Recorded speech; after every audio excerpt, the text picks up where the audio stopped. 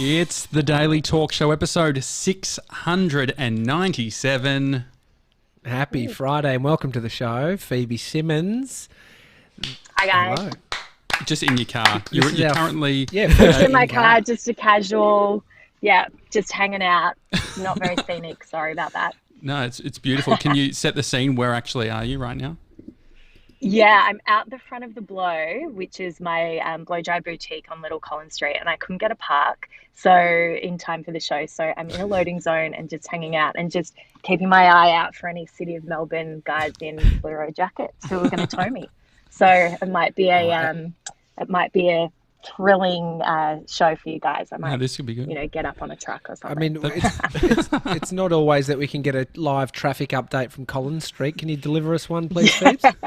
Exactly. Well, it's like high construction zones at the moment, so not much space for shitty little 2014 Volkswagen Polos. It's just truck central. First of all, I was going to look it up and sort of impress you with everything I know about hair. Can you explain what it actually means to get a blow dry for gronks playing at home? Absolutely. And just to set the scene, I am not a hairstylist, so I actually don't know anything about hair either, if that makes you feel any better, Josh. Right. Yeah, So my background is brand and marketing, and I saw a really big opportunity in Australia that hadn't been seized on in the market versus huge trends that were going on, particularly in the States, where women would invest in a weekly or twice weekly blow dry. Blow dries can be a really powerful way to help women conquer their day with confidence. So it involves a wash, a blow dry, and a style. And it means that you're saving a lot of time on doing your own hair. And you can whenever you see anyone with really beautiful polished hair, it means that they've put a lot of effort into it, as opposed to doing a top knot, which is what a lot of people are rocking at the moment. So women rely on blow dries to feel a lot more powerful and confident, and a lot of women get them before any big event, whereas a lot of our guests as well who are in corporate Melbourne will get a blow dry kind of once or twice a week at 7 a.m. before they start their week of work, so that they just feel a lot more put together. I love that. I reckon the routine element. Not many other things or things that I do in life where I walk out feeling confident after getting a sharp haircut and having that sort of massage during it. I mean, head massages, they are the best. Can you? They're the best. I mean, you said you're not a hairstylist, but can you at least appreciate a great head massage? Oh, completely. And do you know what the thing is? Hairstylists don't understand. So when I was originally putting together kind of the product menu, I put in an extra 10 minutes for a head massage, and they were like, will anyone actually get that? I'm like, dude, that's the best part of the whole thing, like where you can just sit there. Have you ever had that thing, like a Turkish haircut, where the guys do burn your nose hairs off? Oh, that's like a legitimate thing. I've seen it on like Instagram where they do the whole the actually like burning hair in general, which seems crazy. Yeah, they like burn your nose hairs. It's part of like a complete Turkish men's haircut. I think that's being offered more and more. You guys should check it out. Yeah. How long does it take I to burnt get my nose hair, just not with flame in the past. Not professionally. So what's the how is it like a 45-minute thing, or what's the deal? Yeah, it's 45 minutes. So wash takes like 10 minutes, and then the blow dry, which is really just using like a hairdryer and like a big rolling brush. And then that adds a lot of body and movement and obviously dries the hair off. And then a style using tongs, so to create really nice bends or curls or waves. Mm-hmm. When you look at Phoebe, go on, TJ. I was just going to say, we've got a video production company, and we've come from a video background working for other businesses, and so it's like I've always thought, it's advantageous to have that experience of being the person behind the service, and then getting people on to help with the service. What is that sort of mindset going into a business where you're not the service provider, the professional behind the blow wave or the blow dry and head massage? How do you sort of what are the things to look out for going into a business where you're creating the environment that the business is in and doing all the other things, but not the service. What are you looking for as someone? What are the learnings that you've had? Yeah. Well, I think the biggest thing for me is because I'm not a hairstylist, I actually think it's been quite advantageous because my background is brand and marketing for big cosmetics brands. So, in an industry where a lot of salons are owned by hairstylists are approaching it in the way that they know, but which is all excellent and great. But I had to lean into my strengths, which was brand and marketing, and really understanding the customer experience and knowing what a professional woman wants. And so I was able to build out a very clear positioning statement and a DNA around a brand that, for me, the blow was never just about blow dries. That's obviously a part of it. That's our product. But I'm more interested in how we make women feel and the physical and emotional transformations that we can make. And we stand for the strength of women. There's a really big feminist piece to the work that we do, the events that we run.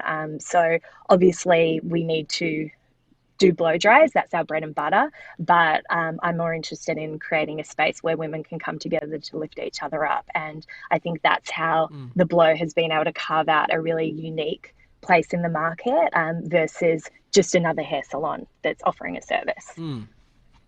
Yeah. Well, I think it's almost like beyond the service, right? Like a personal trainer is not just a person instructing you to do exercises. You need to be able to communicate, understand humans, read emotions and all those things. I love that approach. It's I think maybe people that start businesses usually end up in something they've done because they are connected to the service, but it's the same thing. You're connected to the marketing and the branding, which is your love. It makes a lot of sense. The business side of things, Phoebe, is it like, what is the actual business of, like, what do you have to consider? Is it you've got the lease, then you have like, I'm guessing they're like big things that go on your head. Is that is that how it works? Like what's the business behind it? Yeah. Well, so it took me 11 months from the time that I had the idea to the time that we opened our doors, which was pretty quick, considering I was still working for 10 months of that. But there are big ticket items, like when you would do a timeline, and what I did a timeline of everything that I needed to tackle. Obviously, the lease is the most important piece and the piece that can really hold you up. So that was about 3 months of finding the place and negotiating all of the terms. And then the way that I approached it was all of the operational stuff that I knew that would be really heavy in the back end of the pre-launch kind of prep, whereas all of the brand and marketing stuff I could do at the start when things were still quite lumpy, because you know what it's like. You're waiting on emails and confirmations of certain things. So I tried to control all of the things that I could control and create early on, which meant that as things got a little bit more stressful closer to the date around the build and recruitment and training and, council permits and all that kind of stuff, it meant that marketing was already set and ready to press go on in time for launch. So did you have a sense then of this is how much it's going to cost? Like, I guess if you've got something that's like a lot of assets up front, like, is that something that you lease, or like what's the actual like sort of the deconstruction of understanding things like margins and making sure that you have like a sustainable business? Yeah, sure. So because we're a service business, the way that I did a cost analysis was it's a productivity matrix. So a service business is really fueled by salary costs and hourly wages. So just say a casual worker earns $30 an hour and our blow dries are $60. Then you need to put in additional like payroll tax and super and all of that additional stuff. Then you add in your rent as a kind of cut of by hour. You really kind of grind it down into like a very formulaic kind of approach. And that's how we manage our book. So we would say, okay, if I put 2 people on in the morning or 5 people on in the morning and they're doing blow dries for 45 minutes at a time, how productive for the whole day do they have to be able to make a return? So and that was a lot of guesswork at the start, but I came from Benefit Cosmetics, which they specialize in doing brow waxes. So it's a service model as well. So I used that kind of formula to build out what the blow would be. I mean, I'm always curious about businesses that sort of put in that real planning before they've opened, because there's the projections of what you think it will do and what you need to do versus when the doors open, starting to get that feedback. What was the sort of big things you noticed from plan on paper to people experiencing Blow Bar? I think it's just, I mean, I'm a very instinctive person, so I always go with my gut. I didn't see it as a big risk despite signing a really scary lease and having people on payroll, because I just knew it was going to work, and it has. The thing that was the most gratifying was starting to see people come through the door and then returning, and that was incredibly exciting. And it was a slow start, but as we kind of got the awareness, but the rubber hit the road at about the 6-month mark. And with retail, there is an element of being patient and letting things take their course. And so I'd try and approach it by like only looking for one daily win. And it could be a really nice customer email. It could be an Instagram post performing well. It could be hiring someone great, or could be getting a really good piece of PR, whatever it is. It was like, okay, that was my win for the day, and that's okay. Because otherwise, the highs are really high and the lows are really low. And I think particularly when you're a sole business owner, you can feel everything, in all its extremities. And so it was definitely a learning curve. But there was no such thing as kind of a reality, because you never know, or an expectation, because you never actually know what it's going to look like, and it changes so much day to day. But yeah, in terms of those opening few months and the kind of plan that we had in place, we definitely met kind of where we were expecting to land. Is there any tricks on introducing customers to sort of a new category? Because I feel like I've seen things like the blow in other parts, say like the US, but haven't really seen it much in Australia.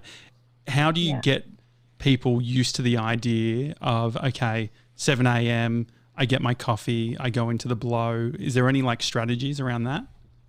Yeah, it's a huge part around education. So in the States, it's just understood that blow dry bars exist, and it's, I guess once you've got a certain level of disposable income, it's what you start to invest in. It's the same with nails, it's the same with brows, it's the same with spray tans and eyelash extensions.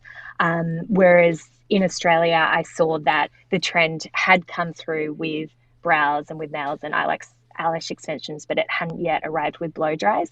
So there's a big piece on educating around the benefits of blow dries and head massages, I guess. But more the point, like, you can educate as much as you want, but it needs to be accessible. And so we really built the business around being as effortless for a professional woman in the CBD as possible. So that's to do with location, but it's also to do with being able to book online, and being open from 7 a.m. So you can educate, but it needs to be something that they can actually easily make part of their lifestyle on a weekly basis. In terms of geographical location of the store, I mean, you mentioned city and CBD, business women before work. How important was it location, and why did you land on Collins Street? Location was everything, and I had looked at a couple of sites, and none of them felt quite right. And kind of, as I said, I'm quite an instinctive person. So when I saw this space, I knew that it was our space. In addition, you need a certain amount of floor space. So I needed minimum 50 square meters, and this was 50 square meters. So in an ideal world, it would have been even bigger, to deal with demand on, big demand on Thursday, Friday, Saturdays. But it is what it is. It's nice and cozy.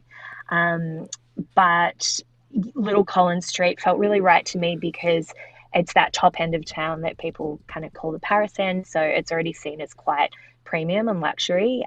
There's a lot of tourist trade as well, which was very important to me because a lot of people who are in town for the weekend or they're here for hens do's or weddings are staying in hotels nearby and come to the Blow almost as a destination now. So it's kind of part of their hit list when they're in Melbourne. They need to go to the Blow, which is incredibly gratifying. And yeah, obviously they're being close to public transport and trams and offices is the bread and butter of the Monday 7 till 7 kind of Monday to Friday 7 till 7 trade. A lot of blow dry bars or hair salons do exist in suburbs, which is great. But I'm not catering to people who are in the suburbs during the weekday because all of my guests are at work. So I don't see any point being in the suburbs because that's actually not convenient for my guests. It needs to be in a place where they can go before work, during work, or after work. What was the most effective sort of marketing tool in the early days to acquire customers? We did a lot. I mean, there was a lot of friends and family and promos and things like that going on at the start. I had a media launch 4 weeks in, and Urban List came in to experience the Blow and wrote a story, and our business doubled overnight. Wow. Which was huge for us. And so, you know, having that online feature, I mean, PR for me, PR is everything, I think. And I think a lot of people make not the mistake. A lot of people think that marketing and PR is the same thing. It's not. It's a completely different discipline, and you really need the experts in that field with their little black book and their way of speaking and their way of making connections and telling stories to do that. So I invested in PR early on. We also did a really cool activation 6 months in for International Women's Day, where we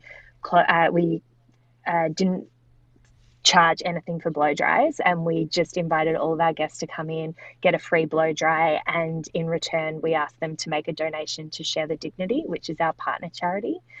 Share the Dignity provides tampons and sanitary items to women who are homeless, and they help to fight for the safety and support of domestic violence victims. So we thought that was really a powerful kind of message for International Women's Day, and we raised almost $6,000 that day.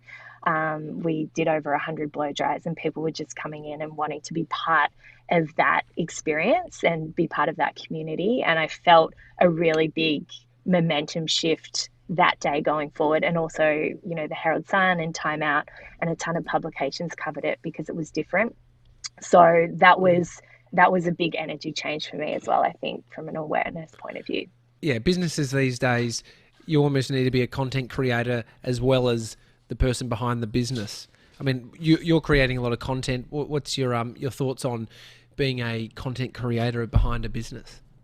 Yeah, it needs to be relevant and meaningful. End of story. I mean, there is so much out there, and I think it needs to once again come back to the DNA of the brand and everything that you stand for, because at the end of the day, if everyone's posting the same memes just because they're funny and cute, and in my mind, you know, pink and red because they're my brand codes, I mean, that doesn't set us apart. And so the DNA of the brand needs to come through all of the content that we create and we put out there, which once again is back to our mission statement of helping women conquer their day with confidence. So as an example, with the Blow, I would never post a meme or something that was like, oh, Monday or fuck my life or whatever, because we're all about positivity and helping you feel really good and strong.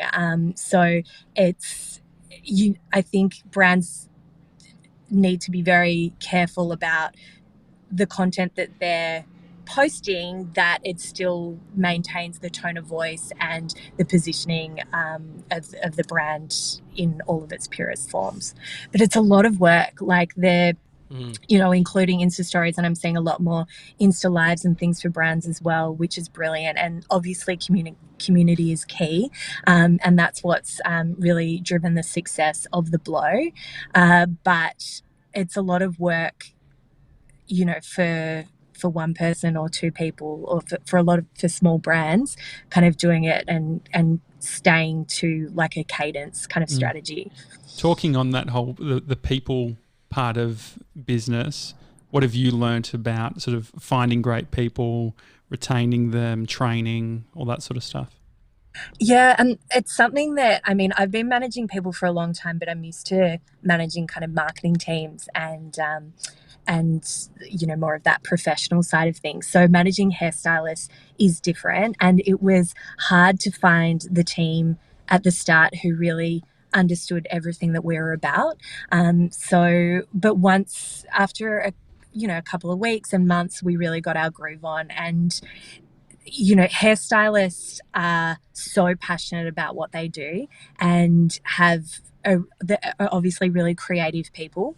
And so for me, it's about leaning into the strengths of theirs, but also acknowledging that I don't have any authority in hair. So I need to give them enough rope to create, and I need to listen to their insights in how they see a salon working, because, the Blow is going to be expanding. We're going into Sephora as soon as we can open up again across like Melbourne and Sydney and nationally after that. So I'm not going to be around in the salon every day. The goal has always been for them to operate independently. So it's just empowering the team to be able to make their own decisions and manage the business like it's their own. So that's amazing. Going to Sephora, you've got a huge behemoth of a business that has probably definitely its own sort of set of values as a company, and then you've got yours, which has its own. How do you sort of mesh those two together and make sure they're, working?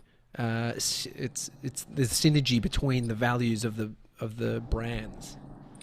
Well, I mean, the brand that you create obviously borrows from the kind of values that you really stand for. And I think for me, the biggest thing is communication and openness. And I try and instill that in everything that we do, and to always be really straightforward and clear, not only with our team, but with our guests. And otherwise it just breeds mistrust. And I know that, I've only worked with women my entire career. I've only ever worked with women. And I think that something that I hear often is people say, oh, well, I was never supported by my boss, or oh, it can be really bitchy, or she was trying to, hold me back. I've never had that experience, luckily, but I do know that it exists. And so it's really important for me to create a culture where we can really walk the walk and talk the talk, because we always speak about being a community and a place where women can feel lifted up. It's important to me that my team also feel that they are really supported in everything that they do as well. Easier said than done, though. I mean, it's amazing what you've built. Like, where do you get the sort of the confidence? I guess it requires a level of confidence to say, I'm getting the lease, I'm going to do all that sort of stuff. Over the course of your entire career, has there been any key moments where you feel like you've leveled up from a confidence perspective? Yeah, I guess I was quite precocious early on. I've been given a lot of really great professional opportunities. So I was working at Mecca when I was at uni, and then I moved to London straight after that. And I worked for a company that was owned by Bono and his wife, which was a skincare company, which is a whole other story. And then 2 years into that, we were acquired by LVMH, which is Louis Vuitton, Moet Hennessy. They're the biggest luxury conglomerate in the world, and they own they own Sephora, they own Louis Vuitton, Marc Jacobs, Fendi, Celine, Tiffany, Bulgari, amongst a million others, Moët & Chandon, Verve. So it was a really great kind of baptism by fire to be welcomed into that world of how they operate. And so I was spending a lot of time going between London and Paris to learn how to brand and learn how to market a luxury cosmetics brand. So that was a really exciting time. But definitely, I mean, I was 25. I had no idea what I was doing. But you just kind of have to level up and be really excited for the opportunity. And then after that, I was keen, my partner and I at the time were keen to move to Singapore. So I moved to Singapore and looked after Benefit Cosmetics' expansion in Sephora's across Southeast Asia. So I was having to go to India and Indonesia and Thailand and Malaysia and do business with all of these different people with these different cultures and different ways of communicating. And so that was as well. And you're by yourself, right? So you're representing the brand, but you need to hold firm, particularly when you're dealing with men, like men in different cultures. I learned a lot about how to deal with French men. I learned a lot about how to deal with Indian men. It's completely different. But for me, it was always about steady hand and making really decisive, quick decisions. Like one thing that I learned early on was when you're a manager, if you show any form of uncertainty, it can really rattle. So it's important just to stick with your guns and give one firm direction and How do you do that? How do you, like, when you're in a moment where you're not really sure, how do you become, make the quick decision rather than sort of falling to being indecisive? I guess, look, what's the worst thing that's going to happen? Like, you've just got to go with your gut, and it might not be right, but, well, actually, no, it's always going to be right if it's your gut. Yeah. And if it turns out to be wrong, then, you can own that. But I think the worst thing is just not acting. And so I would just, always go with instinct. And then you can obviously ask for feedback and ask what people think, but I don't think that it does anyone any favors. Lots of umming and ahhing and sitting on something for 2 weeks just because you're not quite sure or you need to check your facts. Yeah. Yeah, it's interesting. You've mentioned sort of instincts and gut feel. You mentioned going into the space in Little Collins and it felt right. I definitely have had those moments. It's even with our office, I kind of had this thing where it's, in hindsight, you're like, yeah, I really felt it in the moment. What does instinct mean to you, and how do you explain it? Because it is almost the unexplainable in some respects. That's a tough question. Very good question. I'll give you a head massage if you can answer it. Well, the thing is, there's no right or wrong answer, right? I definitely think, look, I don't think there's instinct without confidence. And I think, Josh, when you said earlier, how do you get your confidence? I mean, I've got experience. So, my instinct is still rooted in an understanding of how things could work. What about like the early days, like when you were sort of at that early stage, like you're at the assistant marketing level?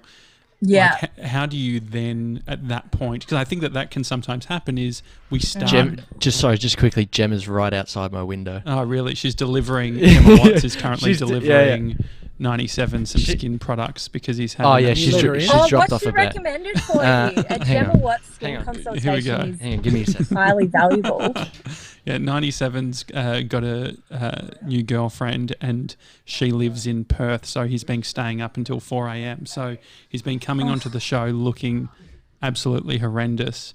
But and so gonna give him a glow up. Yeah, but in the comments actually, Shana was asking about your skin. Oh, here we go, Gem K Watts. Even when I'm not here, I'm still here.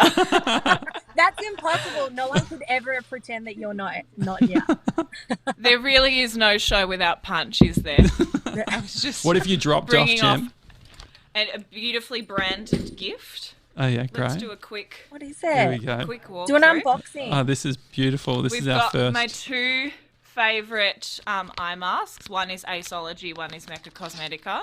Great. Excellent. We've got some La Roche-Posay vitamin C eye cream. Oh, beautiful. Put that in the fridge. Goes well with his sunscreen in the back. Thermal water for when you... Yeah, also goes with the sunscreen. Yeah. This will just be nice and hydrating as a little spritz. Do you shake it before you spray? Is it a spray? I mean, you don't have to, but I do. Okay, sure. And then some roll-on sleep essential oils. Oh, he needs a lot of that. When he can't switch off after those late-night phone calls. Yeah, great. Oh, this is so I've just been out the front with your family for the last 10 minutes. Okay, bye everyone. See you at drinks. Bye, Jen. I'm going to first choice now. Okay, great. Good luck. Oh, Don't go too hard. Stock up. Bye, Jem. Oh, wait, hang on. No, That's your Shannon was asking about your skincare routine as well.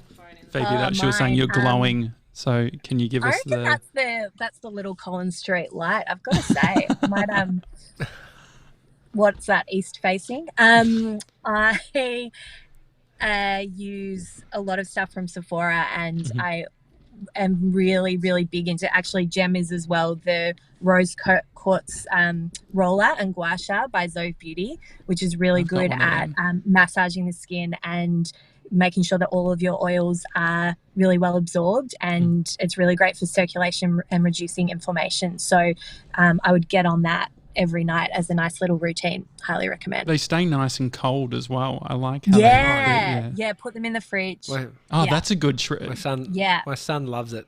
He loves it. He loves Yeah, just they're great. getting daddy Oh, like a little rolling in. massage. Oh. Yeah, it's very cute. Back to the intuition stuff. I think it's really Yeah. fascinating, gut feel, and you're right, JJ. It's like it is, and Phoebe, you mentioning like it's all rooted in your belief system and your past experience, and whether you've been, hard done by or not, or things have worked. It's you asked me what I think.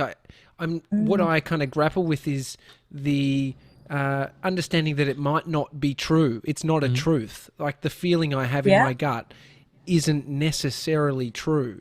It is a reaction. It's an emotion. It's triggered by something. And it might doesn't not mean even it's wrong serve you as either. well. Like, I guess some Exactly. people, like your intuition might be really great and serve you. But if you've come from a background that you're being told that you can't do it or to not trust certain things, or then your True. intuition might be off. Yeah, I agree. I think that's particularly true with relationships as well. Like if you're, from like an emotional point of view. But I think from a business sense, the blow is not a novel concept, right? Like blow dry bars exist everywhere. And so it's not like I was coming at it being like, oh my God, I'm like completely changing the world with, this brand new product. And so in a way I knew that it existed elsewhere, and I just knew that the way I was going to do it felt right for me. And I think a lot of people sit on ideas because they don't have that confidence. And obviously, like there's the money outlay, there's the risk, but like I live my life by YOLO, right? Like you just are never going to know. I'd much rather live a fucked up and down emotional roller coaster of a life than just live one that just, stays inside of the lines. So the worst thing that's going to happen I thought is you were about fail. to say stay inside, and then I was going to say we're all doing that at the moment. We're in No, my I love car. that because it's like, I mean, you can also it's so funny. Like I think about the decisions Josh and I have made with our business, with starting something, and things come up where you feel like, logic, what's right. Taking out a lease on little Collins is outrageous. But you said it's like, it's funny. What I've realized though is at the moment of doing them, it wasn't as crazy looking back on it now as what I think it should have been. Because it's like, it's, And we're just you're spinning constantly absolute leveling up. but bullshit as well, right? Oh, Like if you look at yeah. everything Oh, with like yeah. the COVID-19 stuff, like if you listen to like a podcast we did 2 months ago, it was like, yeah, we want to have a studio with 100 people in it. We want it like all of this stuff. It's just like you listen to it now and you realize how actual, like we just don't know, right? Like we can. I we can know.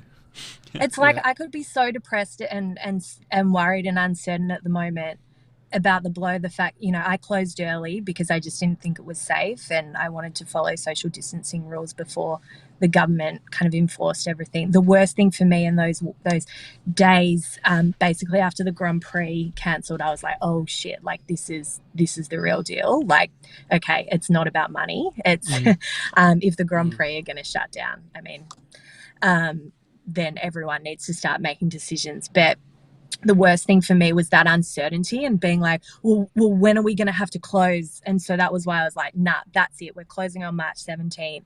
It's the right thing to do.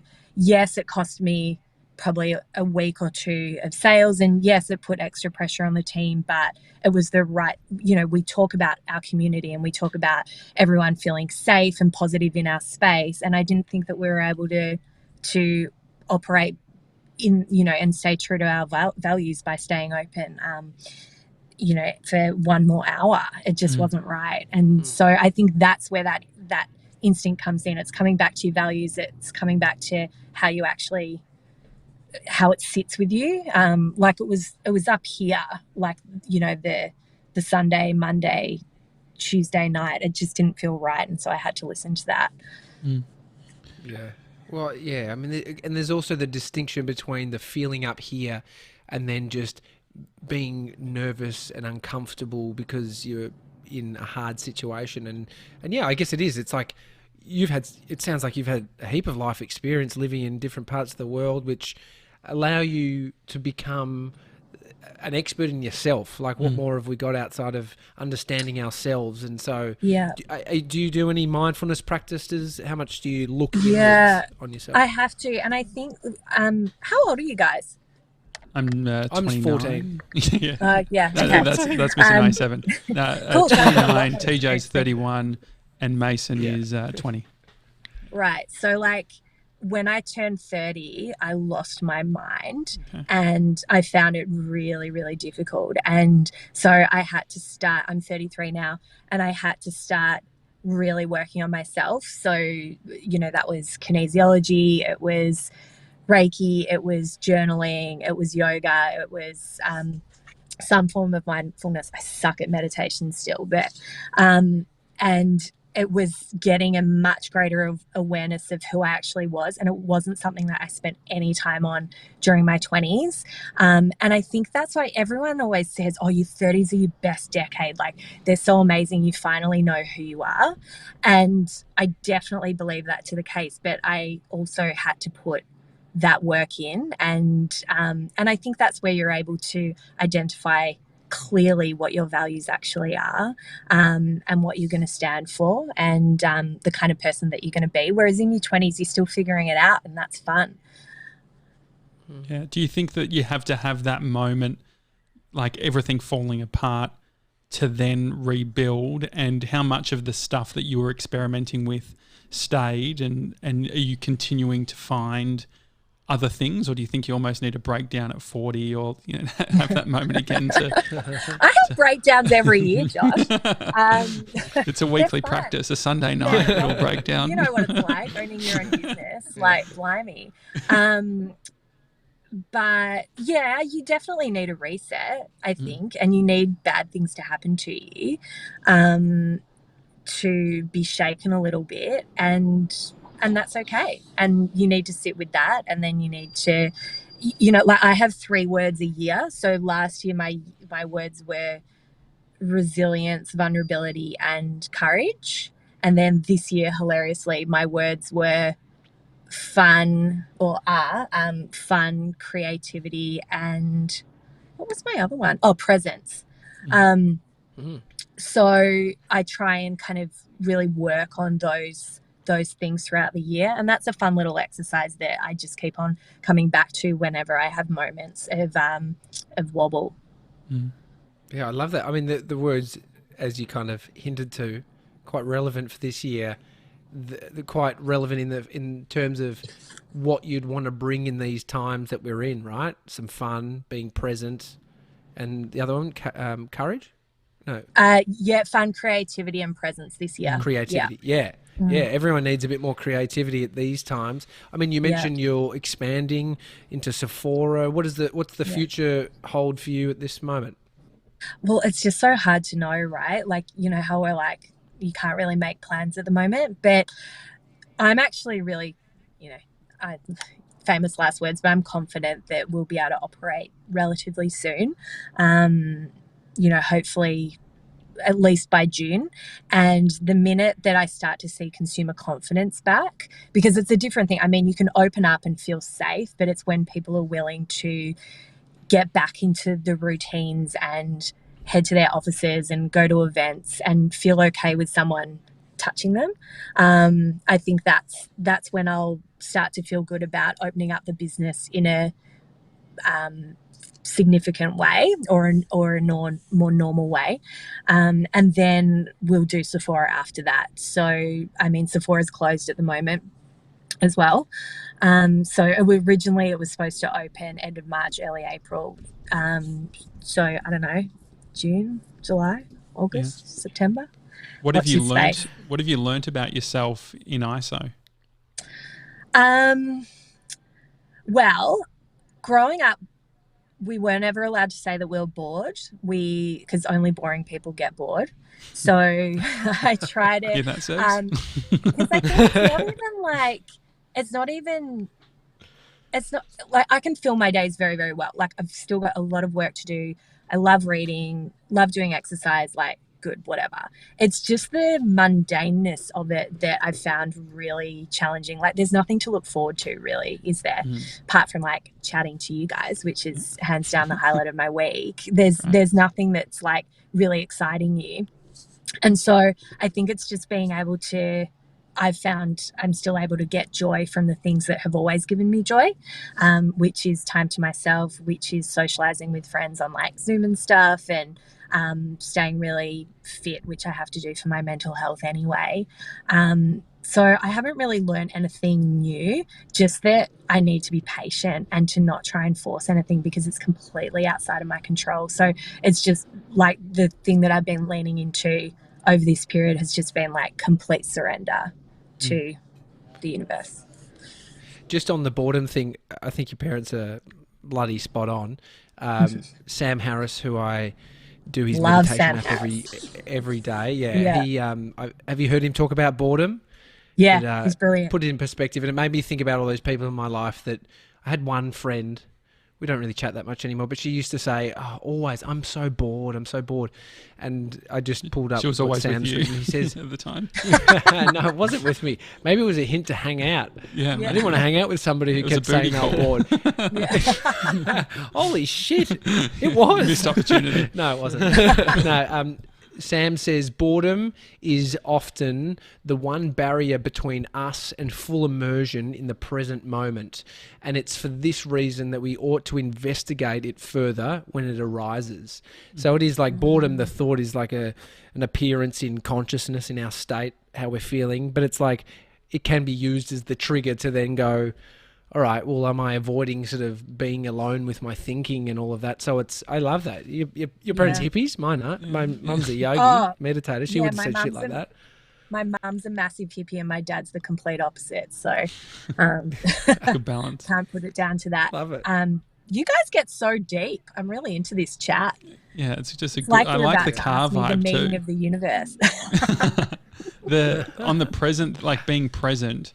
How do you check yourself? Like, and when do you find that you're sort of lacking presence, or why was that a word that you felt like you needed to include? I mean, well, pre-ISO, like my life is scheduled to the hour, and I can easily get kind of worked up about, then I have to do this, then I have to do this, and it's always looking ahead and always thinking, okay, I need to remember to manage this situation or call this person, and I need to remember to say this or whatever. So I think I needed, and I still need to do a better job of just focusing on where I'm at in that moment and how I'm feeling and just tapping back into that. Otherwise I can get kind of carried away and I'm a bit whirlwindy. So do you catch yourself then? Is it actually like I'm doing this what right I'm working on. That's what I'm working on. And I think I'm getting better at it. I think it's just that's why I have those words. It's even just to be, even by having them, it means that I have to be more aware of it. It's like how journaling really helps with presence, because I set up my day through journaling and I'm like, this is how I'm feeling. Even if I can do that for like half an hour, it puts me in a good mindset. You said you're bad at meditation. What did that mean? I just can't do it. I just can't do it. Can you do it? I mean, I can do a version of it, but yeah, I can sit for 10 minutes, but I can't like, you know how people go and do meditation courses? It frustrates me that I can't do it because I feel like I should be able to. Yeah. But my mind just wanders so much, and it's really difficult to, well, this is the presence thing again. It's difficult to be super present and have like a complete moment of clarity. It's funny, isn't it, with the meditation stuff? I feel like I've got so much resistance to it. Like I know I can do it. I physically can sit there for 10 minutes. Yeah. But it's almost like this thing of like, I just don't need even though that's not negative, it's like I just don't need the negativity. I just don't need that bullshit. Like I've had a big enough day. Let me just chill out. Fair enough. What's also, interesting I think, though, like, sorry, go Phoebe. Oh no, you go. No, you go. I was just going to make an annoying first. comment about like how people tell you it's like everyone needs to do a meditation, like loud and clear. I understand that. I agree with that. I believe in it. But speaking of resistance, it's kind of like how people tell me to watch Game of Thrones. It's like, I don't want to fucking watch Game of Thrones. I know I'm not going to like it. Just leave me alone. Like, and it's almost like it's too cool and popular now. So I'm just like, no. Have you seen Tiger King? Pushback Queen. Of course I've seen Tiger King, but I'm a feminist, so I was outraged by the misogyny and all of the memes, like, off the back of it. Like, obviously, Carol Baskin is crazy, but I hate how we were all so focused on her and, like, Joe was just a whole other ball game. Yeah. You know? Yeah. No, I actually get that. You should get her in at the blow. Carol that could be a good, like, fly her out. Could you imagine if you fly? That'd be amazing. Melbourne Cup. BYO flower round. Just before we kind of wrap up, I will say about the meditation stuff. Something I've learnt this week is.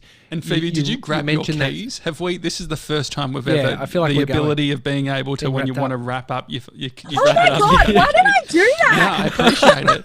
I felt like it. I felt it. Just turn the Tommy's engine like, on, can we have actually. one more question? I think I heard it go in the Just ignition. please. That was bad sound. I'm used to like pressing the No, anyway, sorry. you're all I'm good. Sorry, I'm Tammy. present. I'm present. The feeling of being distracted during the process of mindfulness is in itself something that you can focus on. So, you know, it's like you focus on your breathing, focus on the tickle at the end of your nose when you're breathing or where your chest is rising, whatever. It could be like picking the point of, you know, acute focus, right? Something I learned today, this week, it was when you get distracted and then you get focused on, fuck, I'm being distracted from this meditation practice. That distraction can then be a point of focus, just like the nose. And so because all of these things are appearances in consciousness, our feeling, the tickle on the nose, these are just like appearing, right? And so we're then just choosing to focus on those. So it is like, I know the pushback that it feels like when you're being pulled away by thought, and then you're like, fuck, I'm annoyed that I'm getting pulled away by thought, and then but that is a thing in itself. That's like an object in consciousness to focus on. So it's like, give it another stab. It's definitely, you know, it's definitely good. And also watch Game of Thrones is what you're Yeah, saying. No. I haven't watched it too agree. long. Too much. Yeah. Are you watching Absolutely anything? same. Like what are you watching at the moment? I'm obsessed with Homeland and have been for like way too long. So there's like 2 episodes left ever. I'm going back and watching Mad Men again, which is just a great kind of filler. And have you seen Mindhunter? That's excellent.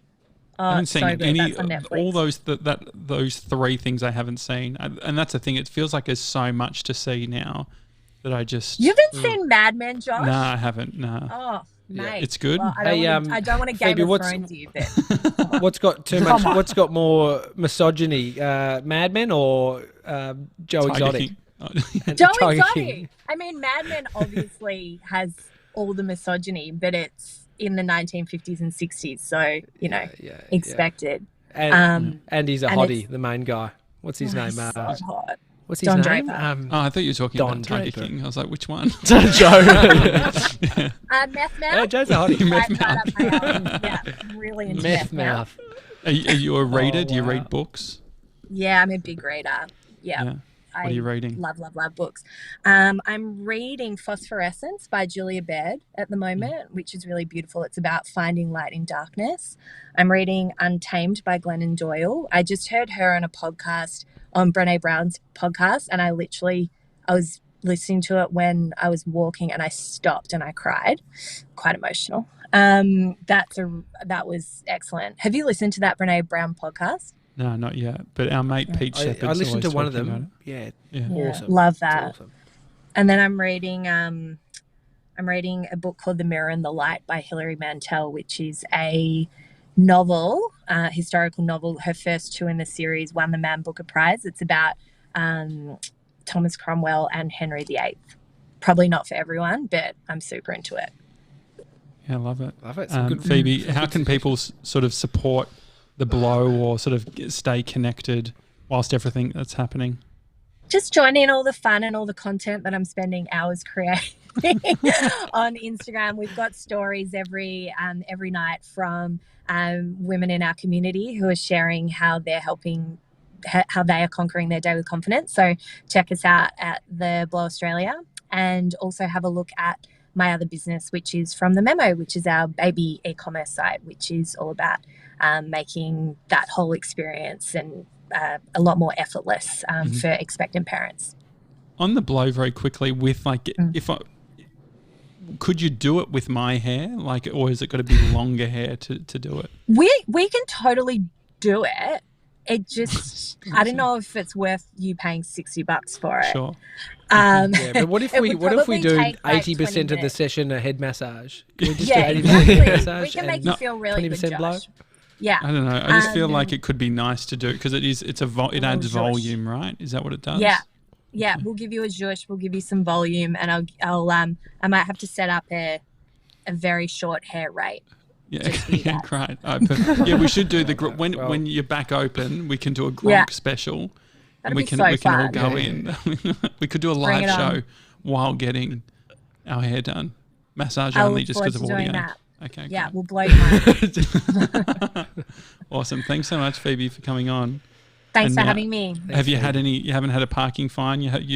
No. You're at a depot somewhere. They've just you've been towed. No, oh my god! I can't believe my luck. I must be. I did see someone with high vis, and it is quite hard to be present when you are worried about getting fined. But that was why I grabbed my keys. Okay. Step back. Okay, you. I